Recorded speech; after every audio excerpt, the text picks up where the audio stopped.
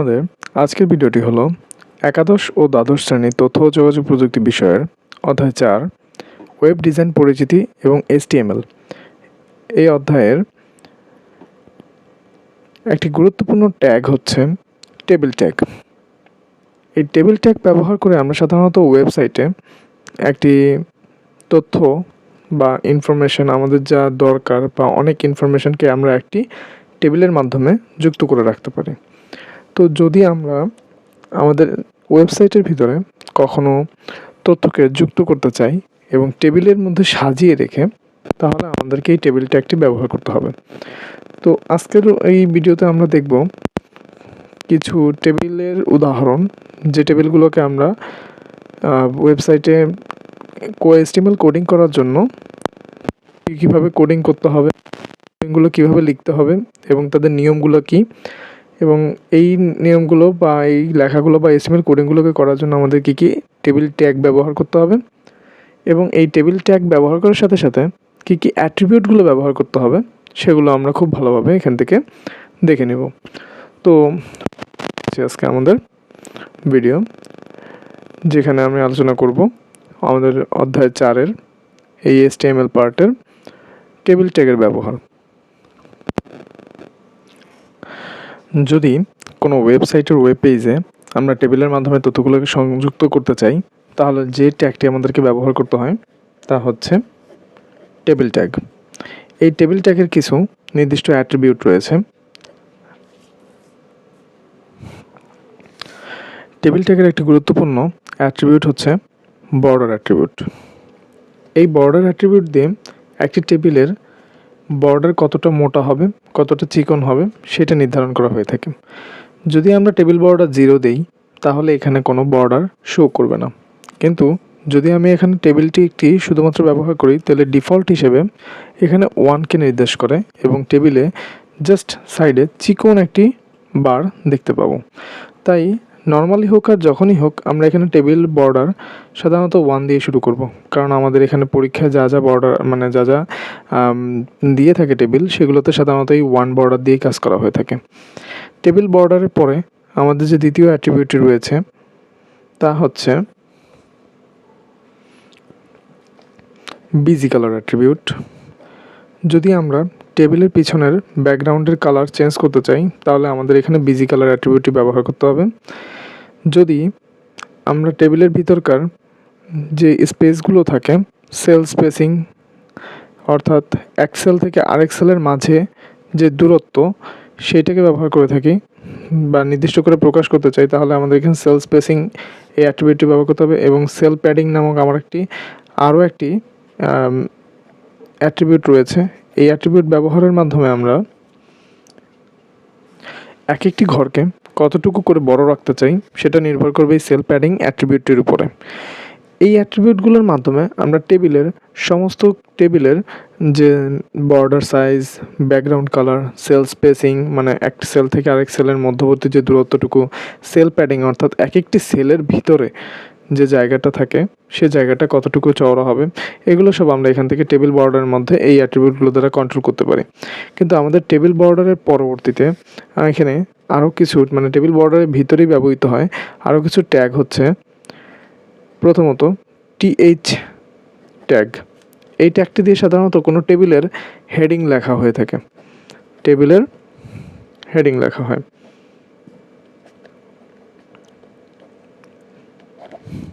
আরও আছে আমাদের TR ট্যাগ।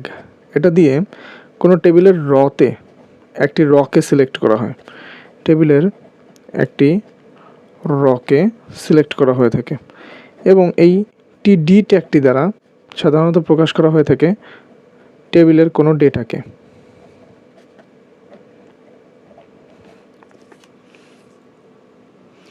যদি আমরা একটা টেবিলে কোনো ডেটা ইনপুট করতে চাই, তাহলে আমাদের এই TD ট্যাগটি ইউজ করতে হবে। এদের প্রত্যেকেরই ক্লোজিং ট্যাগ রয়েছে।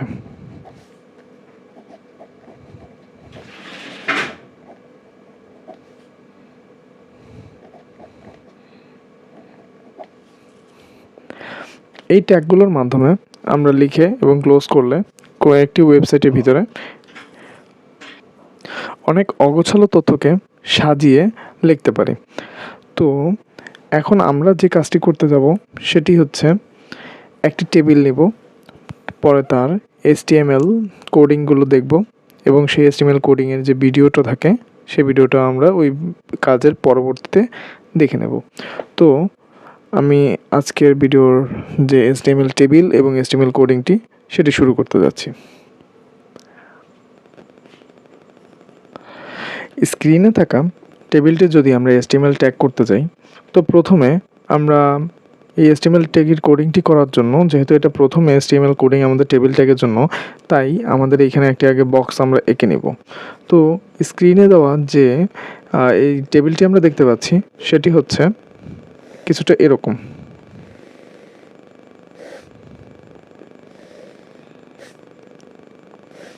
সোজাসুজি 3টি দাগ এবং এখানে রয়েছে আমাদের একটি টুকরো, আর এদিকে আছে আমাদের একটি অংশ। এখানে লেখা আছে নম্বর, এদিকে লেখা আছে নেম, এখানে লেখা আছে ডিস্ট্রিক্ট। আমরা স্ক্রিনের ছবিটিতে দেখতেই পাচ্ছি।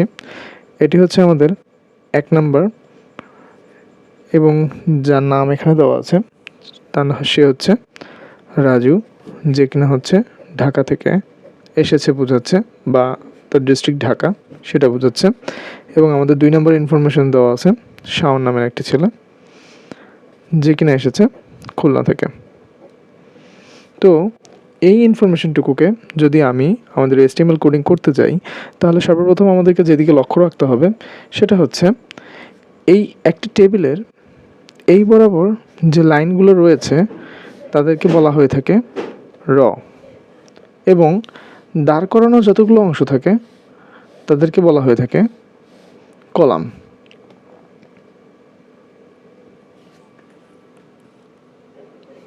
তো টেবিলটিতে দেখা যাচ্ছে এখানে আমাদের এই দিকে রয়েছে একটি কলাম, 2টি কলাম, 3টি কলাম, এবং এই দিকে আমাদের যদি রর কথা চিন্তা করি, এদিকে একটি র, 2টি র এবং 3টি র।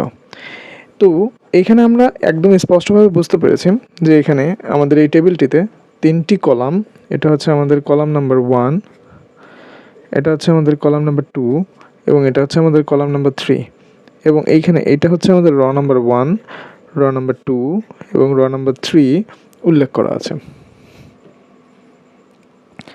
তো আমি যদি এই HTML কোডিংটির শুরু করতে যাই, তাহলে আমাকে আগেই বুঝতে হবে যে এই HTML কোডিংটি কিন্তু শুরু হবে আমাদের টেবিল ট্যাগের মাধ্যমে, এবং তার ভিতরে থাকা আমি কয়েকটি ট্যাগের কথা বলেছি, যেগুলোর একটি হচ্ছে TH ট্যাগ, যেটাতে আমাদের টেবিল হেডিং বোঝানো হয়ে থাকে, এবং TD ট্যাগ দ্বারা আমাদের টেবিলের ভিতরকার ডেটাকে বোঝানো হয়ে থাকে।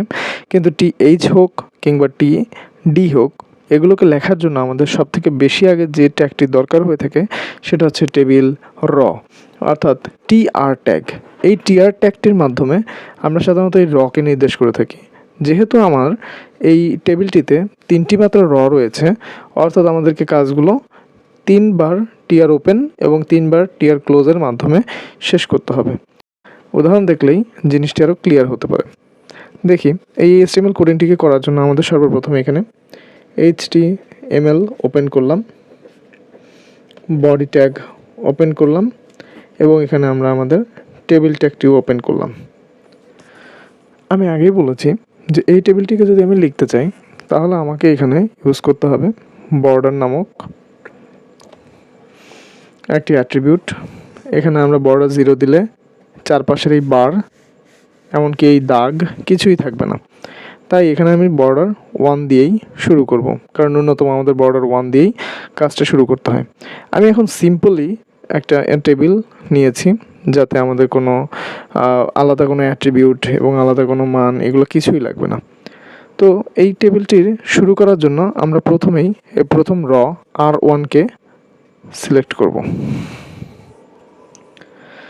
তো R1কে সিলেক্ট করতে গেলে শুরুতেই আমাদেরকে এখানে লিখতে হবে টেবিল র ওপেন, এবং এই টেবিল রর ভিতরে আমরা দেখতে পাচ্ছি এইখানে আছে কি নাম্বার, নেম অ্যান্ড ডিস্ট্রিক্ট, অর্থাৎ 3 কলামে 3টি আলাদা আলাদা হেডিং দেওয়া আছে।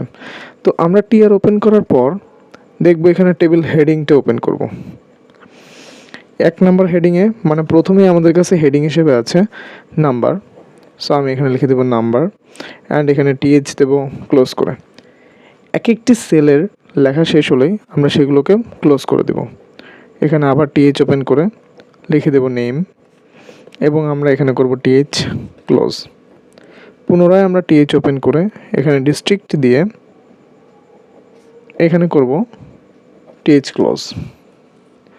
এবং আমরা দেখছি আমাদের প্রথম রতে নম্বর আছে, নেম আছে, ডিস্ট্রিক্ট আছে। এই তিনটি লেখার পর আমাদের এইখানে প্রথম র শেষ হয়ে গিয়েছে। প্রথম রতে 3টি কলাম ছিল, তাই আমাদের 3বার টিএইচ বা 3টি ইনফরমেশন থাকে 3টি টিএইচ ওপেন করে 3বার লিখে আমরা এখানকার র এর কাজটি ক্লোজ করব। এবং পরবর্তীতে আমি এখানে পুনরায় আরেকটি র ওপেন করব সেকেন্ড র এর জন্য। অর্থাৎ আমরা এখন লিখতে যাচ্ছি আমাদের দ্বিতীয় র। দ্বিতীয় রতে আমরা দেখতে পাচ্ছি শুরুতে এখানে রয়েছে 1 নামক একটি ইনফরমেশন, যা কিন্তু কোনো হেডারকে নির্দেশ করে না বা হেডিংকে নির্দেশ করে না। এটা জাস্ট একটি ডেটাকে নির্দেশ করে বিধায় আমরা এখানে টেবিল ডেটা সিলেক্ট করব।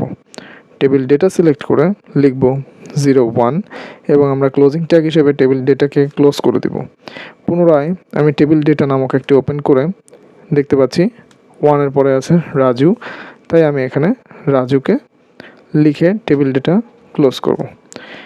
রাজুর পাশে আমরা দেখতে পাচ্ছি ঢাকা আছে, তাই এখানে টিডি ওপেন করে ঢাকা লিখব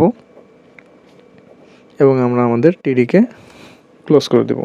এভাবে আমরা আমাদের যে দ্বিতীয় রটি এখান থেকে শুরু করেছিলাম সেই দ্বিতীয় রটিও এখানে লেখা শেষ। এভাবে আমরা আমাদের 2টি র ক্লোজ করে দিলাম। আমাদের এই থার্ড রটি লেখার জন্য আমাদেরকে যে ট্যাগটি ওপেন করতে হবে তা হচ্ছে পুনরায়। এইটুকু জিনিস লেখার পর পুনরায় আমাদের এখানে টিআর নামক আরেকটি ট্যাগ ওপেন করতে হবে, যাতে এই থার্ড নাম্বার রটি শুরু হয়েছে সেটা বোঝা যায় এবং শেষ হবে এখানে। তো দেখতেই পাচ্ছি শুরুতে আমাদের এখানে আছে 02, যেটা টেবিল হেডিং কিংবা কোনো কিছু না হয়ে টেবিল ডেটাকে নির্দেশ করছে। তাই আমরা এখানে টেবিল ডেটা লিখে সাথে সাথে টেবিল ডেটা ক্লোজ করে দেব এবং টেবিল ডেটা ওপেন করব। পুনরায় ওপেন করে এখানে সাউন্ড লিখব এবং আমরা এখানে টেবিল ডেটাকে ক্লোজ করে দেব। পুনরায় আবার টিডি লিখব এবং খুলনা লিখে আমরা এখানে আমাদের টেবিল ডেটাকে ক্লোজ করে দেব। এভাবে আমাদের তৃতীয় রটাও লেখা শেষ হয়ে যায়, তখন আমাদের এই টেবিল রটাকেও ক্লোজ করে দেব। আমি আগেই বলেছিলাম যে আমাদের কাছে যতগুলো র থাকবে আমরা ঠিক ততগুলো টিআর ওপেন করব। তো এখানে আমাদের 3টি র থাকার কারণে, এই যে 1টি 2টি 3টি র থাকার কারণে আমি এখানে একটি র ওপেন করেছি, একটি র শেষ করেছি, দ্বিতীয় র ওপেন করেছি, দ্বিতীয় র শেষ করেছি এবং তৃতীয় র ওপেন করেছি এবং আমাদের তৃতীয় র শেষ করেছি। এভাবে আমাদের এই কলাম মানে টেবিলটির এই মাথা থেকে এই মাথা পর্যন্ত পুরোটাই লেখা হয়ে গিয়েছে। তাই আমরা যে টেবিল টেবিল ট্যাগটি ওপেন করেছিলাম সেই টেবিল ট্যাগটি এখন এখানে এসে ক্লোজ করে দেব। বডি ট্যাগ ওপেন করা থাকায় এখানে আমরা বডি লিখে ক্লোজ করব এবং HTML ট্যাগটি ক্লোজের মাধ্যমে আমরা আমাদের এই টেবিলটির HTML কোডিং শেষ করব। এখানে সবথেকে লক্ষ্য রাখার বিষয় যেটি সেটা হচ্ছে এখানে কিন্তু রকে বেশি প্রাধান্য দেওয়া হচ্ছে, কলামগুলোকে শুধুমাত্র তাদের ভিতরকার ডেটা এবং হেডার এইসব দ্বারা প্রকাশ করা হচ্ছে। তাই এখানে কলামের দিকে নজর না দিয়ে সবসময় রয়ের দিকে বেশি করে দৃষ্টি রাখতে হবে। যদি একবার র কাউন্টিং এগুলোতে ভুল হয়ে যায় তাহলে আমাদের মার্ক কাটার চান্স থাকতে পারে। এখন আমরা এই HTML কোডিংটির মাধ্যমে তৈরিকৃত একটি HTML যে ওই পেজ রান করার প্রসেস বা কোডিং করার পর পরবর্তীতে যে প্রসেসটা সেইটা আমরা একটু দেখতে যাব।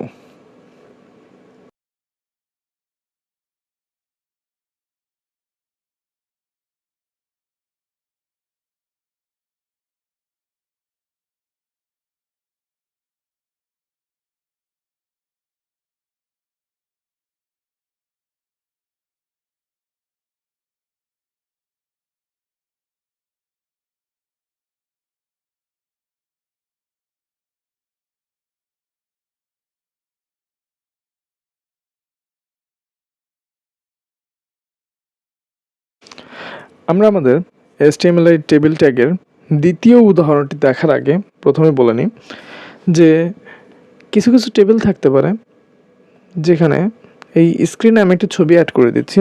এই স্ক্রিনের ছবিটিতে দেখা যাচ্ছে যে স্টুডেন্ট ইনফরমেশন তাকে লেখার জন্য আমাদের 3টি কলামের মতন স্পেস ব্যবহৃত হয়েছে। তো 3টি কলামের মতন স্পেস ব্যবহার করাকে আমরা সাধারণত বলে থাকি স্প্যানিং করা।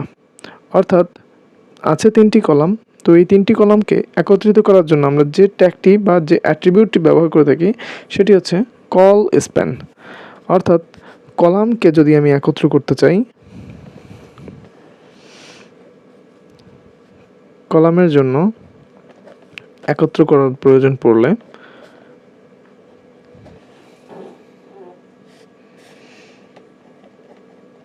একত্র করার প্রয়োজন হলে ব্যবহার করি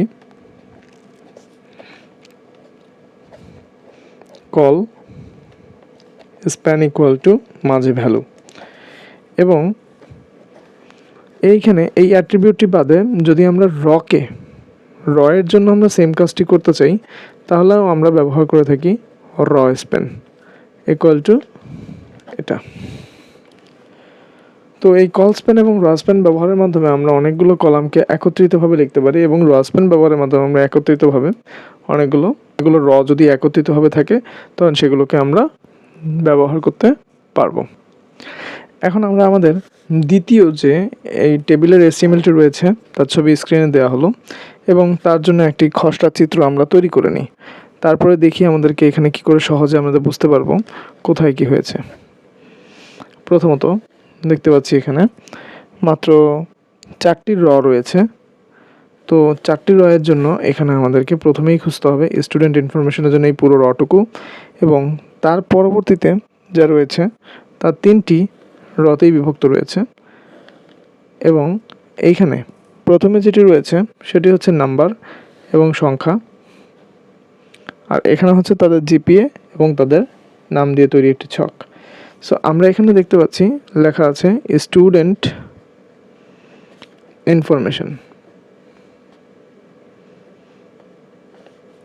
এবং পরবর্তীতে আমরা যখন এখানে লিখতে যাব তখন এখানে লেখা আছে নম্বর, এখানে লেখা আছে নেম এবং এখানে লেখা আছে জিপিএ। অর্থাৎ প্রথম যে হয়েছে তার নাম হচ্ছে মফিজ এবং সে পেয়েছে 5 এবং দ্বিতীয় হয়েছে আমাদের করিম এবং তার নাম্বার হচ্ছে 4.50। এইটিকে খসড়াভাবে তুলে নেওয়ার পর আমরা দেখতে পাচ্ছি যে এখানে স্টুডেন্ট ইনফরমেশন লেখাটি 1টি কলাম 2টি কলাম 3টি কলামকে একত্রিত করে নেওয়া হয়েছে। অর্থাৎ এইটিকে লেখার জন্য আমরা বলতে পারি এইটা এবং এইটা কয়টা আমাদের র কিংবা কয়টা কলাম ব্যবহার করলো। এই টেবিলটির HTML যদি আমরা কোডিং শুরু করতে যাই তাহলে শুরুতেই আমাদেরকে এখানে লিখতে হবে HTML এবং বডি ট্যাগ দিয়ে শুরু করতে হবে, এবং আমাদের এখানে টেবিল ট্যাগ আর সাথে আমরা দেখেছি বর্ডার ট্যাগ তো দিতেই হবে। টেবিল ট্যাগ এবং বর্ডার ট্যাগ দিলে বাকিটুকু আমাদের আর না দিলেও চলবে। তো টেবিল বর্ডার এখানে দেওয়ার পর আমরা এখানে 1 কি ইউজ করলাম।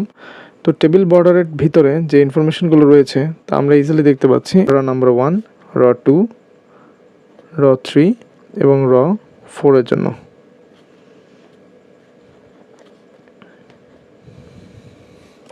এখানে বর্ডারটি ওপেন করার পর আমরা দেখতে পাচ্ছি এখানে রয়েছে 4টি র। সো এই 4টি র ওপেন করার জন্য এটা হচ্ছে র নাম্বার 1, মানে এটা ফার্স্ট র, এটা সেকেন্ড র, এটা থার্ড র, এটা ফোর্থ র। তো এইখানে আমরা প্রথম রতেই দেখতে পাচ্ছি মাত্র একটি ইনফরমেশন আছে এবং তা 1টি কলাম 2টি কলাম এবং 3টি কলামকে ব্যবহৃত করে তৈরি হয়েছে। টিআর ওপেন করে টেবিল হেডিং দেখতে পাচ্ছি যা স্টুডেন্ট ইনফরমেশন হিসেবে লেখা।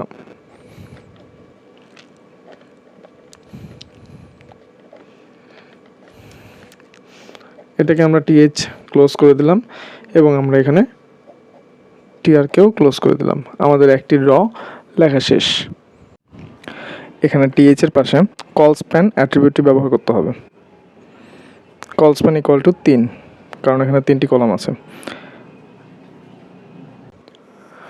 আমরা এখানে আমাদের সেকেন্ড রটি ওপেন করব এবং সেকেন্ড রতে আমরা দেখতে পাচ্ছি এখানে আছে নেম, নাম্বার, নেম এবং জিপিএ। তাই এইখানে আমরা এগুলোকে টেবিল ডেটা হিসেবে নিয়ে শুরুতেই দেব নাম্বার, টিডি ক্লোজ।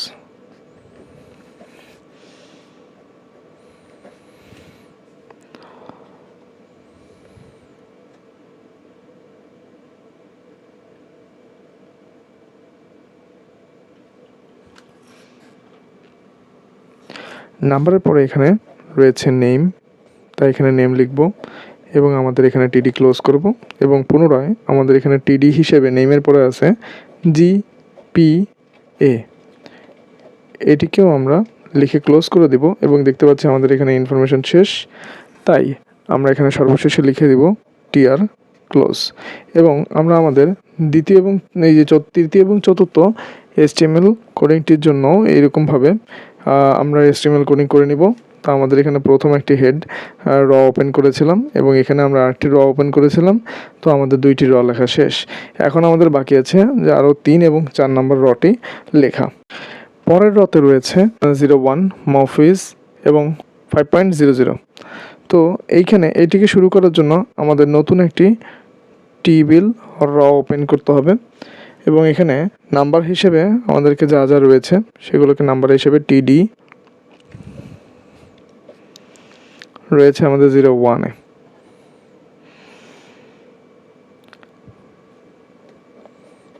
এবং সেই টেবিল ডেটাটিকে আমরা করে দেব ক্লোজ এবং পুনরায় পরবর্তীতে আমরা দেখতে পাচ্ছি মফিজ এবং 5.0।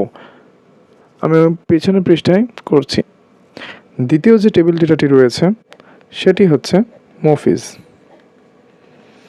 এবং এই টেবিল ডেটাটিকেও আমরা ক্লোজ করলাম এবং আমাদের সর্বশেষ যে টেবিল ডেটাটি রয়েছে সেটি হচ্ছে এ পেয়েছে 5.00। এই 3টি ইনফরমেশন পাওয়ার পর আমরা দেখতে পাচ্ছি আমাদের এই রতে আর কোনো ইনফরমেশন বাকি নেই। তাই আমরা এখানে লিখে নেব টিআর ক্লোজ এবং নতুন টিআর আরেকটি ওপেন করার জন্য আমরা নতুন টিআর ওপেন করব এবং এখানে লিখতে থাকব টিডি এবং এখানে আসবে আমাদের 0.2, যা আমাদের টিডির সমান হয়ে যাবে। এই টিডির সাথে আরও কিছু ইনফরমেশন অ্যাড হবে। 2 এর পরে আমরা দেখতে পাচ্ছি এখানে রয়েছে করিম। তো এই করিমটাকে আমরা টিডি দ্বারা ক্লোজ করলাম এবং আমাদের রয়েছে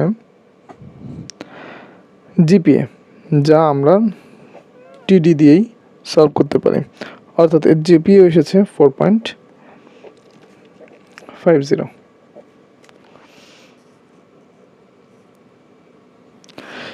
এইখানে টিডিক্যাল 4.50 দেখার পর দেখছি আমাদের এই রটিও লেখা শেষ হয়ে গেছে।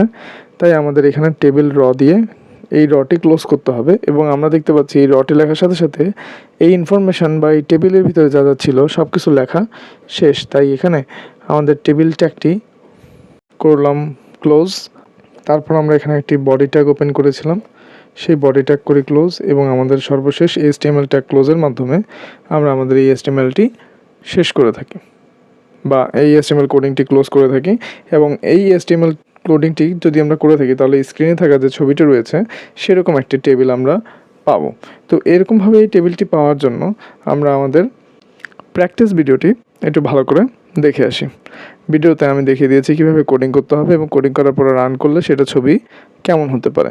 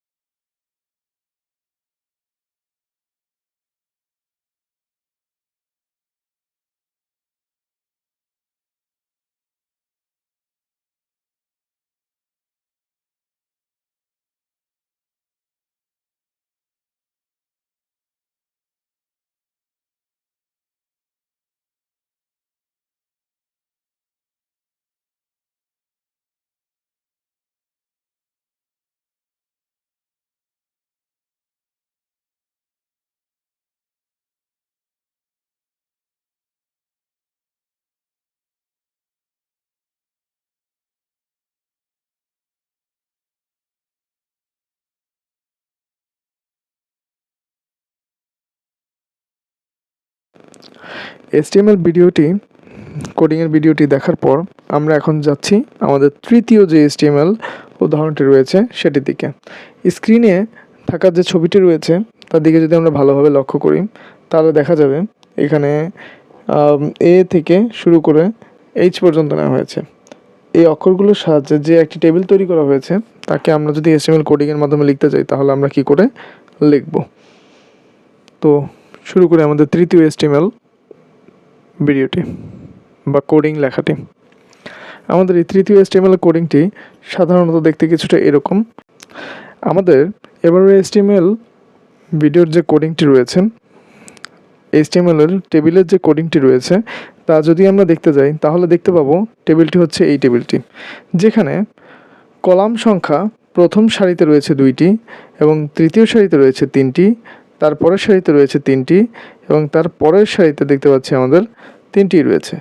আবার ওদিক দিয়ে রয়ের সংখ্যা যদি গুনি 1টি 2টি 3টি 4টি, এরকম 4টি র বিশিষ্ট কোনো টেবিলের যদি HTML কোডিং করতে হয় তাহলে আমরা সেই HTML কোডিংটি কী করে করব তার HTML কোডিংটি আমি শুরু করছি নিচে। এখানে শুরুতেই দেখা যাচ্ছে এটা একটি HTML কোডিং, তাই HTML আমাদেরকে ওপেন করতে হবে, দেন আমাদেরকে বডি ট্যাগটি ওপেন করতে হবে এবং তারপর আমাদেরকে টেবিল ট্যাগটি ওপেন করতে হবে। এই টেবিল ট্যাগ ওপেন করে আমরা এখানে বর্ডারটা সিলেক্ট করে দেব। তাহলে আমাদের এখানে বর্ডারটি ওপেন করার পর দেখতে পাচ্ছি আমরা যে আমাদের এখানে কি রয়েছে। এখানে এ এবং বি কিন্তু কোনো টেবিল হেডার হিসেবে নয়, তাই এখানে প্রথমেই শুরুতে আমরা যে জিনিসটা দেখতে পাচ্ছি সেটা হচ্ছে এখানে 4টি মাত্র র রয়েছে, 1টি 2টি 3টি 4টি। সর্বোচ্চ সংখ্যক এই দাগকে বা রকে আমরা কাউন্টিং করব, কিন্তু এগুলোকে আমরা যোগ করব না। পেন্সিল দিয়ে এইখানে আমরা যদি দুটো টুকরো বিভক্ত করে নিই তাহলে এই পুরো এইচের মাঝখানে যে এইচের যে 3টি ঘর মিলে আছে তা কিন্তু বিভক্ত হয়ে যাচ্ছে এবং জিও এখানে বিভক্ত হয়ে যাচ্ছে এবং বিও এখানে বিভক্ত হয়ে যাচ্ছে।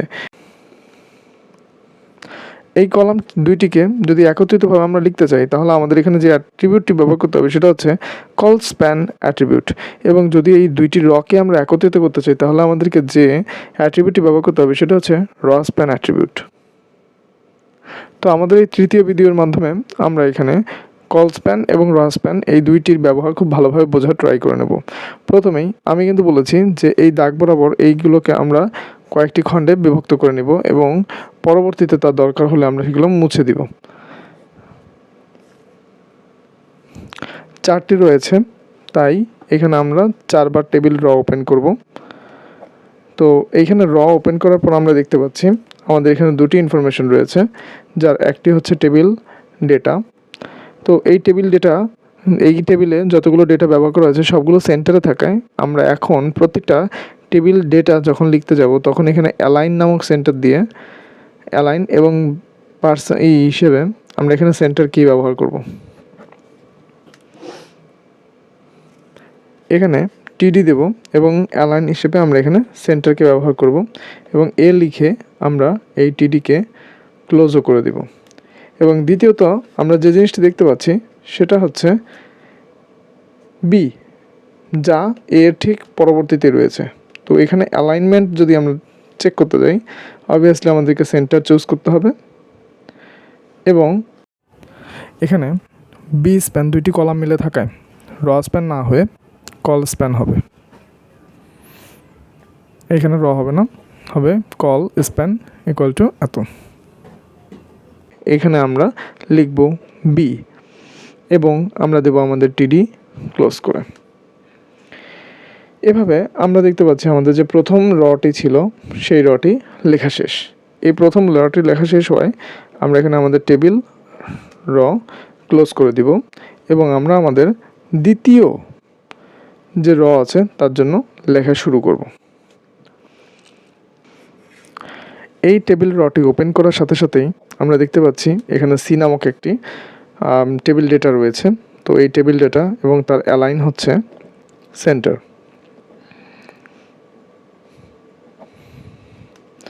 এবং সেখানে আমরা সি লিখে টেবিল ডেটা দেব ক্লোজ করে।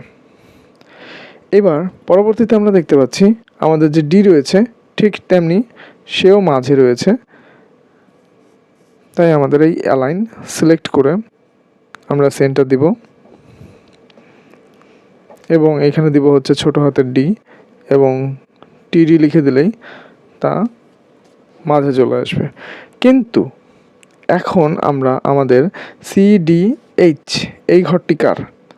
এই ঘরটিতে তো এইচ আমাদের একসাথে একত্রিত অবস্থায় ছিল। এইচ কিন্তু এখানে এই দাগের জন্য আলাদা হয়েছে, বাট এইচ কিন্তু এখানে কোনো আলাদা একটি বিষয়বস্তু নয়। তো আমরা দেখতে পাচ্ছি এই এইচকে যদি আমরা এখানে ধরি তাহলে সেটা এই তিনটি রকে মিলিয়ে একত্রিতভাবে থাকায় আমরা এখানে টিডি এবং এটা অ্যালাইনমেন্ট আমরা মাঝখানে দেখতে পাই, সেন্টার ইউজ করব এবং রসপ্যান নামক একটা অ্যাট্রিবিউট ব্যবহার করব। এই রসপ্যান অ্যাট্রিবিউট ব্যবহার করার জন্য আমাদের 3 লাগবে।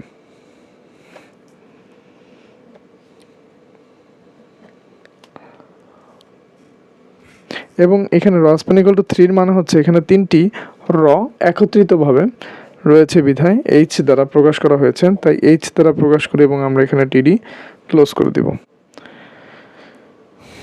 এবং সেখানে এই রটাকেও আমরা ক্লোজ করে দিচ্ছি, টেবিল রটাকেও। এবং শুধু এই পর্যন্ত আমাদের লেখা হলো, বাকিগুলো কিন্তু এখনও লেখা হয়নি। তৃতীয় রয়ের উপাদানগুলো লেখার জন্য আমরা এখানে টিআর ওপেন করার পর দেখতে পাচ্ছি আমাদের এখানে যে তৃতীয় রয়ের শুরুতেই রয়েছে সেটা একটা জি, কিন্তু জি কিন্তু একটি ঘরে নেই, জি কিন্তু রয়েছে দুটি র মিলে। তাই আমাদের এখানে জি এর জন্য যখন আমি একটি টিডি ট্যাগ ইউজ করব তখন আমাদেরকে ব্যবহার করতে হবে রসপ্যান এবং এই রসপ্যান ইকুয়াল টু যেহেতু আমাদের দুটি রকে একত্রিতভাবে জি দ্বারা প্রকাশ করা হয়েছে তাই 2 সিলেক্ট করে এবং অ্যালাইন হিসেবে আমরা এখানে সেন্টারকে সিলেক্ট করব, CENTER সেন্টারকে সিলেক্ট করে যেই ক্লোজ করে আমরা এখানে জি লিখব তখনই দেখব আমাদের এখানে টিডি ক্লোজ হয়ে গেছে।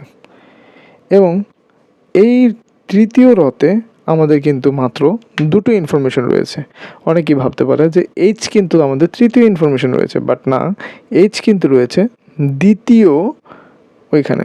তো তুমি এখানে দেখতেই পাচ্ছ যে দ্বিতীয় টিআর যখন ওপেন করা হয়েছে তখন আমরা এখানে টিডি অ্যালাইন সেন্টার রসপ্যান 3 equal to H equal to TD, এখানে আমরা এটি দেখেছি টিডি অ্যালাইন সেন্টার চুজ করে পরবর্তীটার জন্য সেন্টার চুজ করে এবং ক্লোজ করে দিয়ে লিখব ই এবং টিডি ক্লোজ করে দেব। আমরা আমাদের এই টেবিলটির প্রায় শেষের দিকে চলে আসায় আমি আর পেজ চেঞ্জ না করে সাইডে যে জায়গাটুকু রয়েছে সেই জায়গাটুকুতে করে দিচ্ছি। তো আমাদের এখানে শেষ হয়েছে ই পর্যন্ত লেখা। তো এই ই পর্যন্ত লেখা শেষ হওয়ার পর আমরা দেখতে পাচ্ছি আমাদের এইখানে এই থার্ড রতে আর কোনো কিছু লেখার নেই বিধায় আমাদের এই রকে ক্লোজ করে দিতে হবে এবং আমাদের ফোর্থ র ওপেন করতে হবে। ফোর্থ রতে একটি বিষয় হচ্ছে জি কিন্তু ছিল তৃতীয় রয়ের উপাদান এবং এইচ ছিল দ্বিতীয় রয়ের ভিতরে, তাই ফোর্থ রয়ের ভিতরে শুধুমাত্র এফ ব্যতীত আর অন্য কেউ এখানে আসবে না। তাই আমরা এখানে টিডি নামক ওপেন করব, টিডি নামক ট্যাগ দ্বারা ওপেন করব এবং এখানে আমরা অ্যালাইন সেন্টার চুজ করব।